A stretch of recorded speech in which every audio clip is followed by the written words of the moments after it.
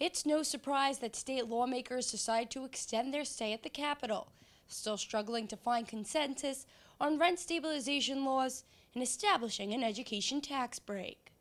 But that just means the Diocese of Brooklyn will continue their fight as well. Support our kids! Support our kids! We need to keep going. We need to keep letting people know that, that Catholic education is still very strong. Well, they are our future.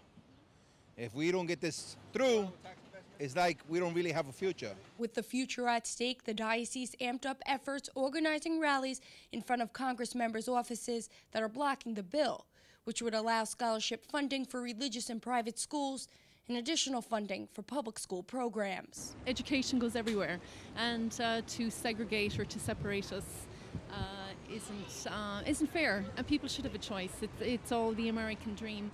The Assembly's Democratic leadership argues that the credit would mostly benefit rich donors in New York City's elite private schools. But the Bishop of Albany, a diocese where some cities have more than a fifth of their residents living below the federal poverty line, says that just isn't true. The credit will only go to families making below $60,000 a year.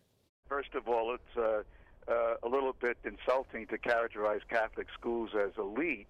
Anybody that's ever been in a Catholic school will see that Catholic schools are primarily attended by people who are working class people, who are certainly not millionaires. Right. And it's been our tradition right from the start. Always, we've primarily been educating immigrant population. The measure is also opposed by various public school groups and the New York State United Teachers Union. But many blue-collar unions have joined the fight, pledging support. I look at a family that makes $60,000 a year. There's not a lot of excess income there. They live check to check.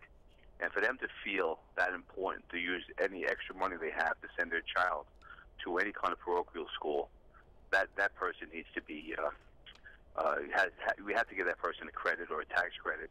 To me, it's really it's to reward the parent that really does not have any excess income, and it feels so important about its kids' education that we really need to nearly give as much credit as we possibly can and help we can give them for that.